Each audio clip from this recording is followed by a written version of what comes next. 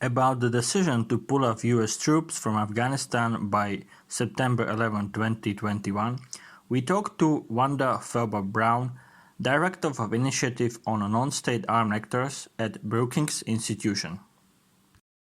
The news is that the U.S. will withdraw all the forces from Afghanistan by September 11, 2021. So from your perspective, what does it mean for the peace process in Afghanistan? Would you say it might have a positive, or maybe you would say maybe also a negative effect on current negotiations? Well, two things. Let me first start by saying that the decision is a wise decision from a U.S. strategic perspective. The United States went to Afghanistan to principally eliminate the terrorism threat as it existed in 2001. And it took on a variety of other objectives along the way, and it is really unfortunate that many of these objectives continue to struggle. The prospects for a stable, democratic, prosperous Afghanistan are dim. It is very likely that the Taliban will return to power in Afghanistan, and in fact that it will become the dominant actor, or at least the most powerful actor in the future Afghan government. That is not good. Obviously, that doesn't bode well for democracy, for pluralistic processes. But it's something that the United States and the government of Afghanistan lost on. They failed to achieve that.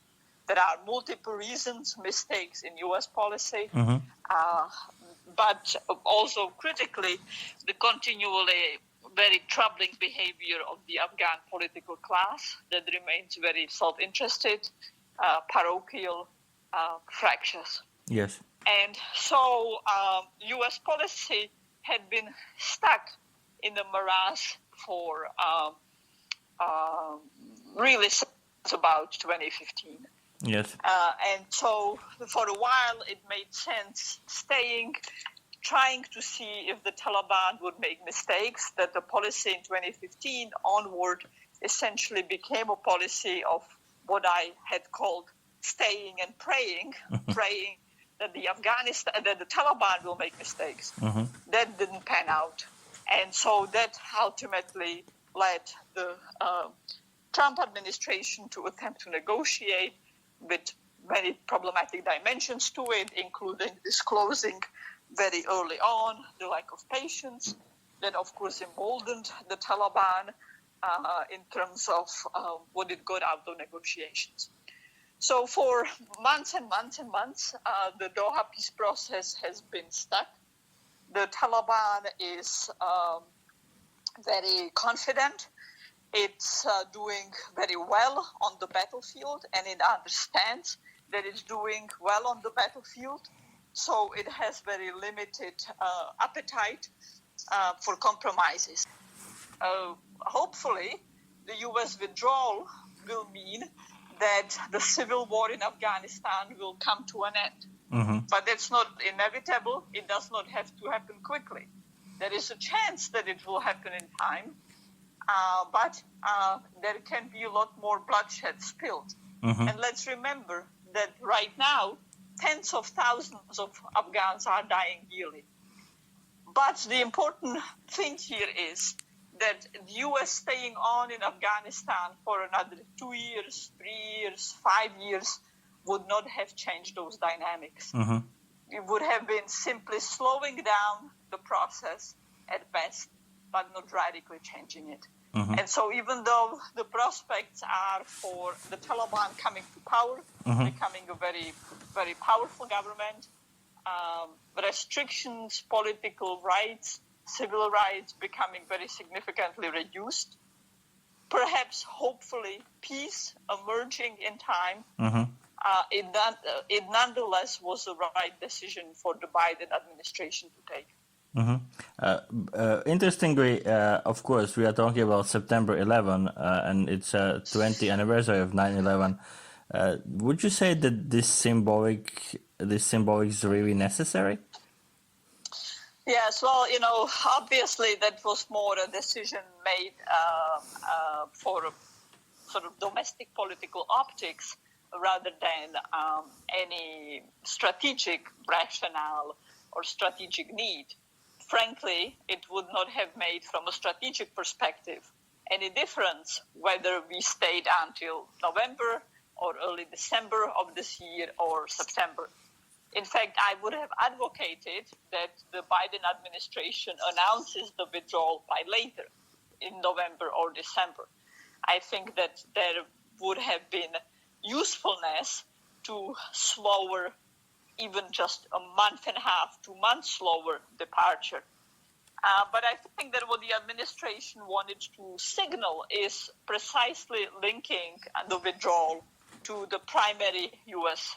Goal in Afghanistan, which was to defeat the Al-Qaeda threat. And that's why the 9/11 decision was likely picked as part of the deadline and announcement. Yeah.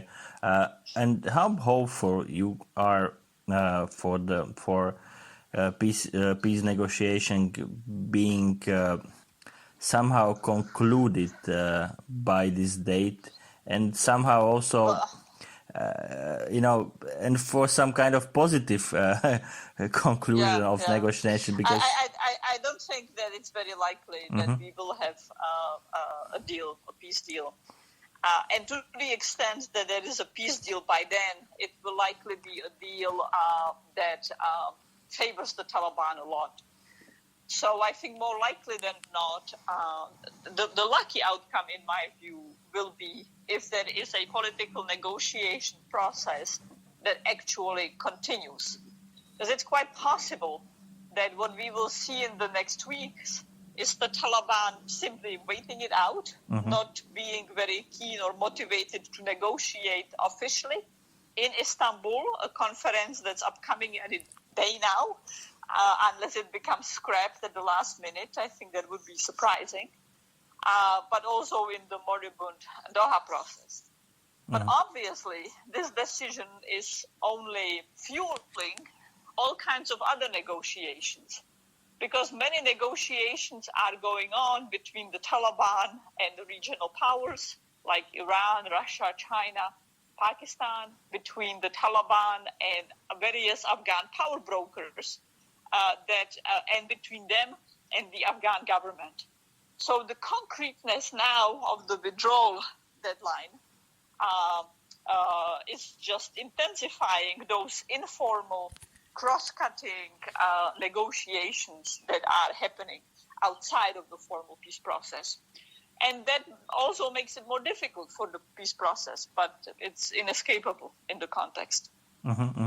And do you think that, or let's put it that way, what kind of reaction do you expect from Taliban on this announcement leaving? Well, it's interesting, because they have become quite greedy even in their pronouncements. So they've already said that they reject the U.S. withdrawal beyond. They reject the fact that U.S. will not withdraw by May 1st. Now that's the public rhetoric of the Taliban. In principle, I think the Taliban is enormously pleased that they're getting the September withdrawal. But publicly they're saying, we reject that the U.S. has violated the Doha Agreement and is in Afghanistan beyond May 1st. But for weeks, it was obvious to everyone that the May 1st deadline was just not executable.